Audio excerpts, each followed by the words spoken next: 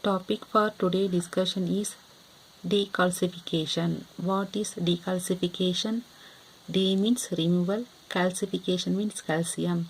So removal of calcium from calcified tissue.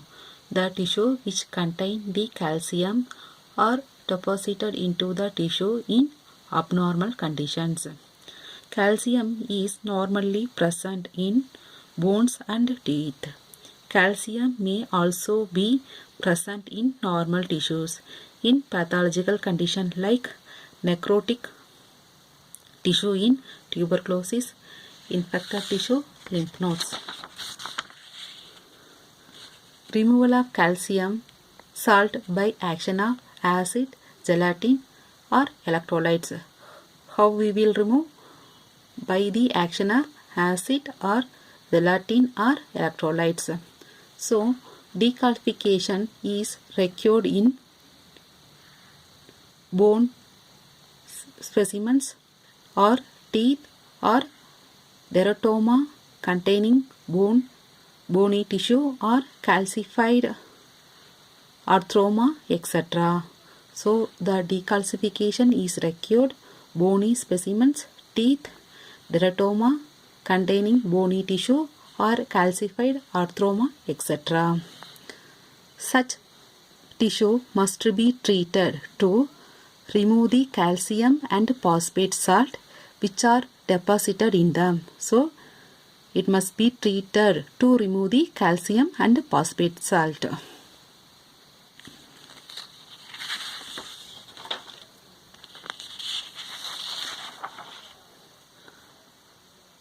The specimen should be adequately fixed before decalcification.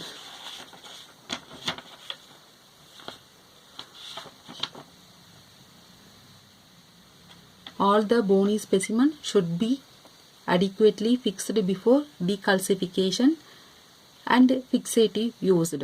10% neutral buffer formalin. It is a fixative of choice. The fixative containing chloroform or mercury should be avoided due to extreme chemical toxicity. They are toxic. Mercury makes bone radio opaque and unsuitable for specimen radiography. So, fixative of choice is formalin. All specimens should be adequately fixed before decalcification. Here, fixative used 10% neutral buffer formalin. That chloroform and mercury containing toxic. So, fixative of choice is formalin. 10% neutral buffered formalin. Then, criteria for good decalcifying agent. What are the criteria? The decalcifying agent completely remove the calcium from tissue. Second one, which cause minimal damage to cells and tissue, which cause non-impairment of subsequent staining and should have reasonable speed or take less time for decalcification. What are the criteria? Complete removal of calcium, which causes minimal damage to cell and tissue, which causes non-impairment of subsequent staining and removal of reasonable speed.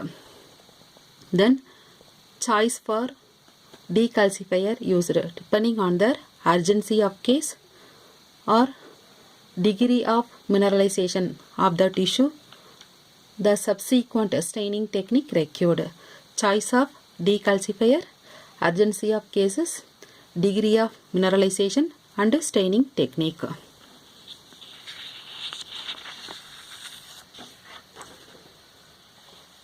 Now moving to decalcifying agent or acid and gelatin agent. Acid, it may be strong or weak. This acid used for routine purpose, strong acid, nitric acid. It is strong, so its action is twice as fast as formic acid. but that weak acid, formic acid, it gives better tissue preservation and staining. It gives better tissue preservation and better staining.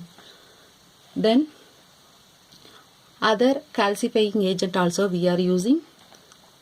Bernice folate. It containing 40 ml 10% nitric acid, 30 ml absolute ethanol, 30 ml of 0.5% chromic acid. So decalcifying agent, acid, strong acid, weak acid and Bernice folate.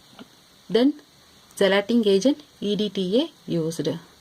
Then volume of decalcifying agent should be at least 1 ounce per gram of tissue. Volume at least 1 ounce per gram of tissue.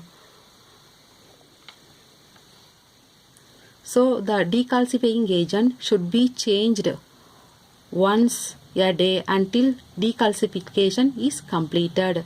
So changes is required daily. Glass jar of 4 to 8 ounce size using.